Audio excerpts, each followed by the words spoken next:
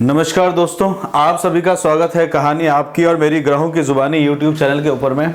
इसमें आज जो हम लोग बात करेंगे वीकली प्रेडिक्शन मेष लग्न के लिए कैसा रहेगा 20 दिसंबर से लेके 26 दिसंबर के बीच में।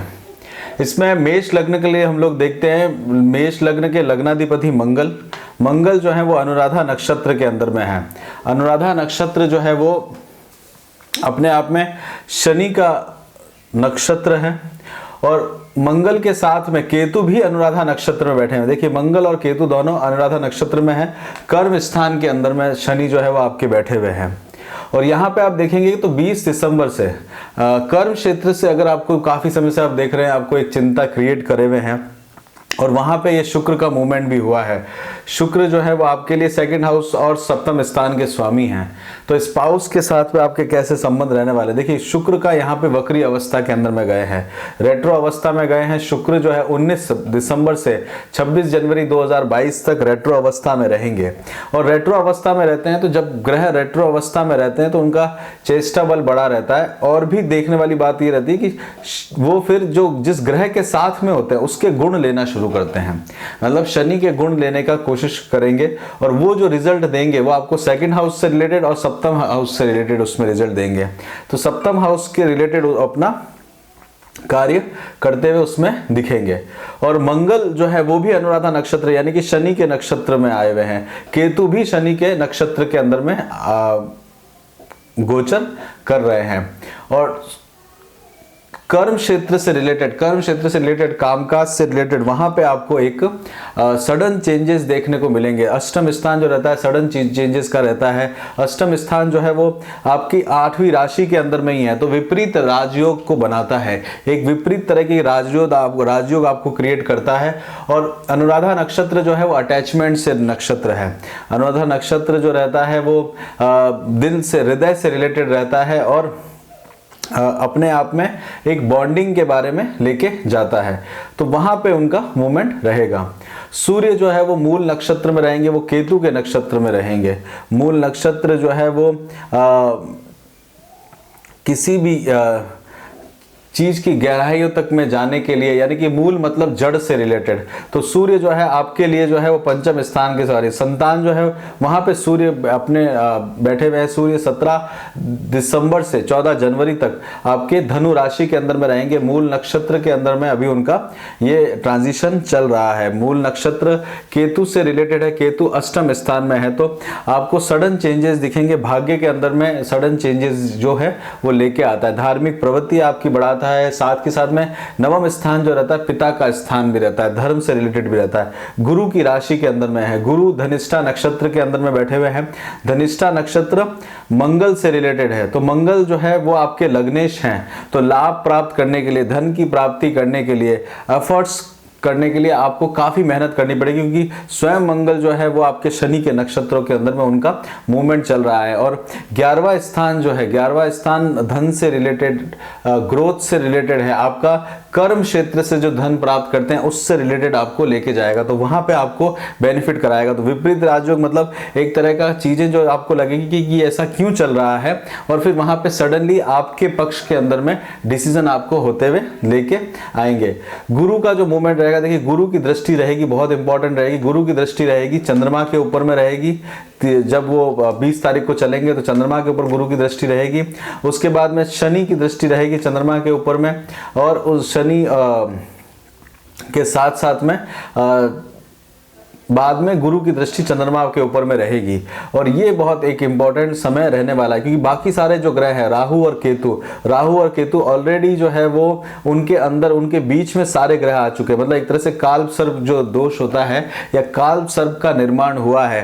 ये दोनों एनर्जी नोड्स हैं, इनका इलेक्ट्रोमैग्नेटिक जो एनर्जी रहती है उस बहुत ज्यादा रहती है, और ये पूरी एनर्जी जो है वो एक साइड के अंदर में लगी है, मतलब आपकी कर्म क्षेत्र के अंदर में, भाग्य के अंदर में, लाभ स्थान के अंदर में, और आपके लग्नेश भी उस एनर्जी के अंदर में आ गए। मतलब मंगल भी जो है, जो खुद एनर्जी के कारक रहते हैं, वो भी आपके अष्टम स्थान में विपरीत राजयोग करे हुए हैं। तो किसी भी तरह की चीजों का उथल पुथल होते हुए, किसी भी चीजों के बारे में, यात्राओं के अंदर में, ट्रेवलिंग के अंदर में, वो एनर्जी जो है आपको वहां पे देखने को मिलेगी। शनि देखिए तीसरी दृष्टि से, एक दो तीसरी दृष्टि से गुरु के घर में देख रहे हैं। तीसरी दृष्टि जो रहती है वो अभिलाषा की रहती है, वो एक कर्म के प्रधान रहती है। साथ के साथ में तीसरी दृष्टि से वहां पे वो एग्जीक्यूट करते हैं। पूर्ण दृष्टि से शनि तीसरी दृष्टि से देख रहे हैं, वो आपके व्यय स्थान की तरफ में देख रहे हैं, मीन राशि की तरफ में देख रहे हैं। और स्वयं जो है मकर राशि में, देखिए मकर राशि जो है वो जलीय तत्व भी है और साथ के साथ में पृथ्वी तत्व भी है, और मीन राशि जो है जलीय तत्व भी है। तो जलीय तत्व की तरफ में शनि का ये मूवमेंट आपको लेके जाएगा, और यहाँ पे आपको व्यय के स्थान पे, हॉस्पिटल के स्थान पे, वहां पे उसको इंपैक्ट लेके जाएगा, गुप्त शत्रुओं की तरफ में लेके जाएगा। और यहाँ पे शुक्र जो है वो सूर्य के जैसा बिहेव करेंगे, सूर्य की तरह उनका एक रेट्रो होने के बाद में सूर्य की तरह एक तरह से सबसे गर्म ग्रह रहते हैं अपने आप में, और सूर्य की तरह बिहेव करते हुए आपको दिखेंगे। और शनि का सूर्य के साथ में ये वाला गोचर बहुत एक दबाव क्रिएट करता है, आपको अथॉरिटी जरूर देता है। 10वें स्थान के अंदर में दिग्बल जरूर प्राप्त है इस समय में शुक्र को, चेष्टा बल, क्योंकि सूर्य के जैसे उनके रिजल्ट्स रहेंगे। पर साथ के साथ में उनके रेट्रो चलने पर वो शनि की एनर्जी को भी लेते हैं। शुक्र और शनि जो है आपस में मित्र हैं। शनि जो है 1 2 3 4 5 6 7 8 9 10 10वीं दृष्टि से आपके स्पाउस के घर में, आपके जो है पार्टनर के घर के अंदर में देख रहे हैं। और इस समय शनि जो है वो चंद्रमा के नक्षत्र यानी कि श्रवण नक्षत्र में, विष्णु के नक्षत्र में चल रहे हैं। विष्णु उसके देवता है नक्षत्र के, और प्रिजर्वेरेंस करने की कोशिश कर रहे हैं स्पाउस से रिलेटेड। और यहाँ पे शुक्र जो है वो आपके सप्तम, शुक्र जो है वो आपके कर्म स्थान में उपचय स्थान के अंदर में चल रहे हैं। देखिए उपचय स्थान के अंदर में शुक्र बैठे हुए हैं, और ये अपचय स्थान है। यहाँ पे जो सप्तम स्थान रहता है, पहला, दूसरा, चौथा, 7वां और 8वां अपचय स्थान कहलाता है। तो यहाँ पे इंप्रूवमेंट की चांसेस कम रहते हैं, और शुक्र स्वयं जो है इंप्रूवमेंट लेके आ रहे हैं। और शनि की दृष्टि यहाँ पे बैठी हुई है। शनि जो है अपनी घर से वहाँ पे मूवमेंट, शनि जो है यहाँ पे आपको स्पाउस से रिलेटेड दबाव क्रिएट करने में लगे। तो सेहत का ध्यान देने की जरूरत आपको पड़ेगी, क्योंकि अपने घर से 1 2 3 4 चौथे हाउस में, साथ में धन, परिवार, कुटुंब के घर से देखें तो वहाँ पे राहु बैठे हुए। राहु की दृष्टि 1 2 3 4 5 6 7 8 9 9वीं दृष्टि से शनि और शुक्र को देख रहे हैं। और राहु जो है इस समय में शुक्र को रेट्रो स्थिति में देखते हुए सूर्य के रिजल्ट्स को प्रभावित करे हुए हैं। इसमें और आगे बढ़ते हैं, नक्षत्रों की एनर्जी से समझने का कोशिश करते हैं कैसे रहेंगे ये आपके 7 दिन, उसको और डिटेल में देखते हैं।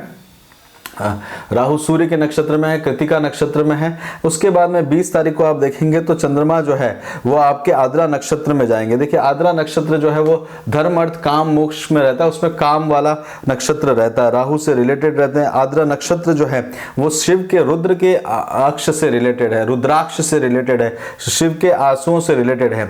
और इस समय में गीलापन देखने को मिलता है और डिप्लोमेसी क्रिएट करता है, यानी कि आपके चंद्रमा जो है इस समय में आपको नए आइडियाज की तरफ, आपके पराक्रम स्थान के अंदर में नए आइडिया की तरफ में लेके जाएंगे, नई यात्राओं के अंदर में लेके जाएंगे। देखिए बुध उस आप अपने से सप्तम स्थान में बैठे हुए सूर्य के साथ में है। सूर्य और बुध का बुद्धा आदित्य योग है।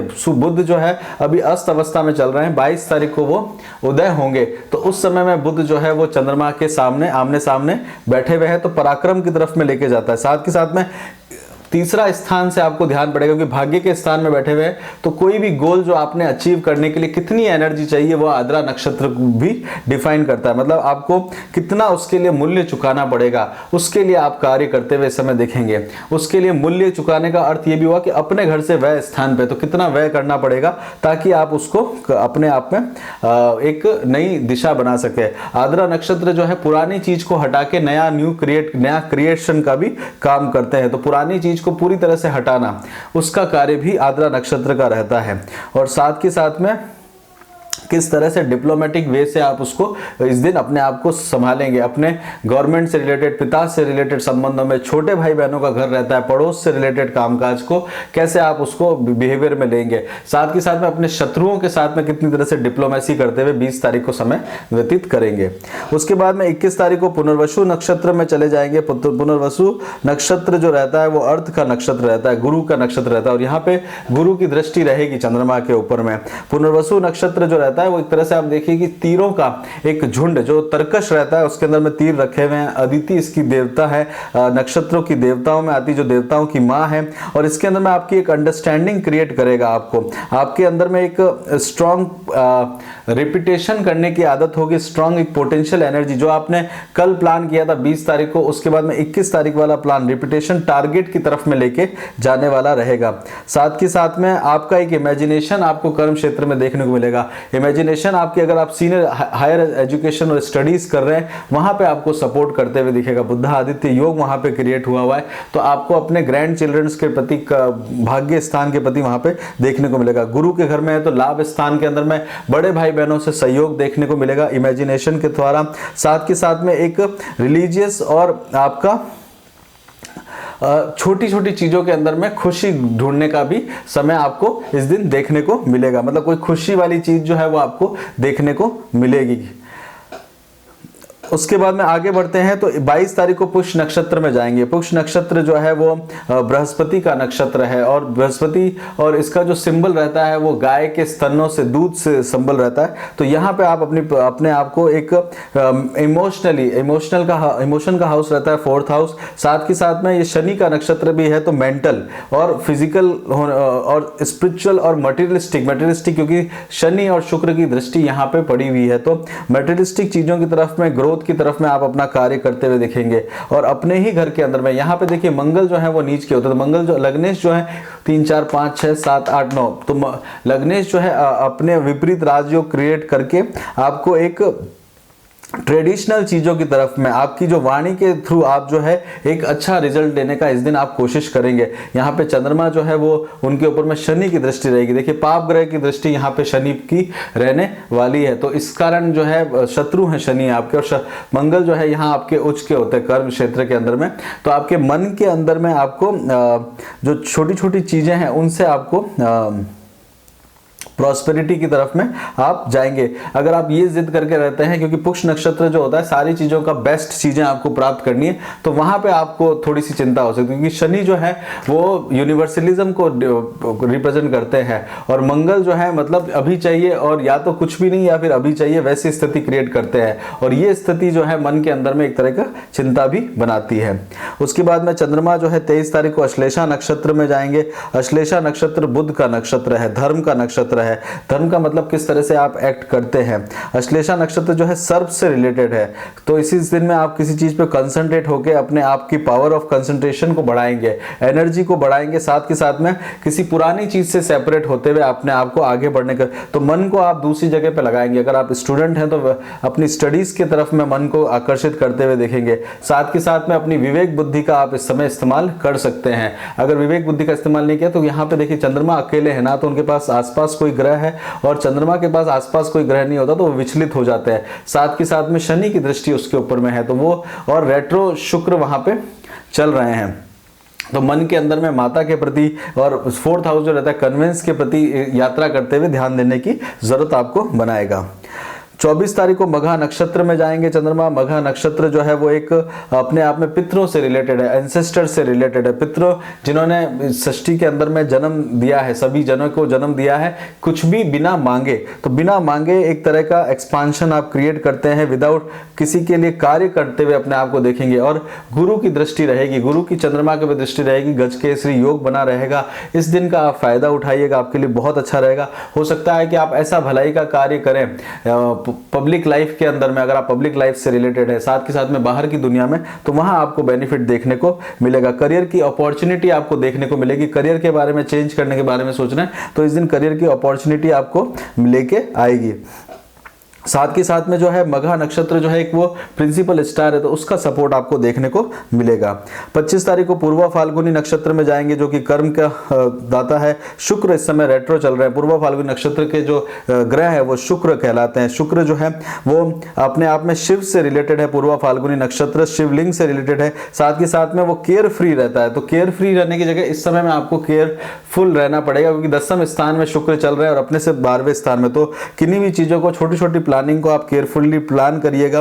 और साथ के साथ में अपने आप को बाहर निकलने से पहले, ड्रेसअप होके बाहर निकलने से पहले 2-3 बार फालतू में विजिट मत करिएगा, वंडरिंग मत करिएगा, क्योंकि शिव जो है वो वंडर से रिप्रेजेंट करते हैं, मतलब इधर उधर घूमते रहते हैं। उसके कारण आपको सावधानी से इस दिन प्लान करने की जरूरत है। बिना प्लानिंग के ना जाइएगा, शुक्र वक्री चल रहे हैं। उत्तरा फाल्गुनी नक्षत्र 26 तारीख को जा रहे हैं, मोक्ष के कारक रहते हैं, सूर्य वहां पे चल रहे हैं, सूर्य भाग्य स्थान में चल रहे हैं। उत्तरा फाल्गुनी नक्षत्र के अंदर में आप एक तरह से लोगों की हेल्प करते हुए दिखेंगे। साथ के साथ में सोशल वर्क के अंदर में आप अच्छा अपनी क्रिएटिविटी को बढ़ाते हुए भी दिखेंगे। सोशल वर्क में भी आपका काम होगा, गेन होगा, आपको मान सम्मान के अंदर में वृद्धि होगी। आगे बढ़ने से पहले आपसे रिक्वेस्ट रहेगा कि आप इसको लाइक करिए, शेयर करिए, ताकि आपको मंथली प्रेडिक्शंस रेगुलरली मिल सके। इसमें हेल्थ के लिए बात करते हैं तो हेल्थ के लिए आपको विशेष करके ध्यान देने की जरूरत है। ट्रैवलिंग करते हुए एक्सीडेंट से बचने की आपको आवश्यकता जरूर है, क्योंकि आपके अष्टम स्थान के अंदर में ही कालसर्प दोष बना हुआ है। एजुकेशन, पढ़ाई के अंदर में आप देखेंगे तो उसमें आप ग्रोथ देखेंगे। पोस्ट ग्रेजुएशन के अंदर में विशेष करके आपको डेवलपमेंट होते हुए दिखेगा। विवाह के लिए, शादी के लिए सोच रहे तो इस समय आपके लिए समय चल रहा है। किसी से प्रेम करते हैं, वहां पे आपको ग्रोथ होते हुए दिखेगा। बच्चों के लिए अगर आप प्लान कर रहे हैं तो बच्चों के लिए प्लान इस सप्ताह में कर सकते हैं। नया जॉब की अपॉर्चुनिटीज आपको आ सकती है। बिजनेस के अंदर में विपरीत राजयोग आपका बना हुआ है, वो आपको फायदा देके जाएंगे। गुरु जो है धन भाव के लाभ स्थान में बैठे हुए हैं। घर खरीदना चाहते हैं तो उसके लिए एक अपॉर्चुनिटी आपको बनते हुए दिखेगा। घर बेचना चाहते हैं तो आप घर बेच सकते हैं अपना, क्योंकि सूर्य आपके नवम स्थान के अंदर में बैठे हुए हैं। शुक्र भी जो है वो भी रेट्रो अवस्था के अंदर में चल रहे हैं। और कोई बहुत पुराना पेंडिंग घर का केस होगा तो उसको भी आप, लिटिगेशन वाला जो होगा उसको भी आप कानूनी व्यवस्था के अंदर में जीत सकते हैं। और सूर्य की उपासना करेंगे तो अच्छे रिजल्ट मिलेंगे। ओवरसीज अगर आप जाने के बारे में देख रहे हैं तो ओवरसीज आप जाने का प्लान भी इस समय में कर सकते हैं। और घर जाने के प्लान कर रहे हैं तो घर जाने के लिए आपको वो वाला प्लान जो है थोड़ा सा आपके लिए तनाव रहेगा घर के अंदर में और आपके इन लॉज के परिवार के अंदर में। शेयर मार्केट के अंदर में आप काम करते थोड़ा सा सावधानी से करिएगा। ये समय जो है आपका उतना खास नहीं रहने वाला। राहु जो है वो सडन चेंज करने वाले हैं, इसलिए वो इतना लाभप्रद नहीं रहने वाला। इसी के साथ ही यहीं पे रोकते हैं मेष लग्न का लिए सप्ताह का प्रेडिक्शन। अगर आपको पसंद आया हो तो लाइक करिए, शेयर करिए, अपना खूब ध्यान रखिए, खुश रहिए। जय श्री राम।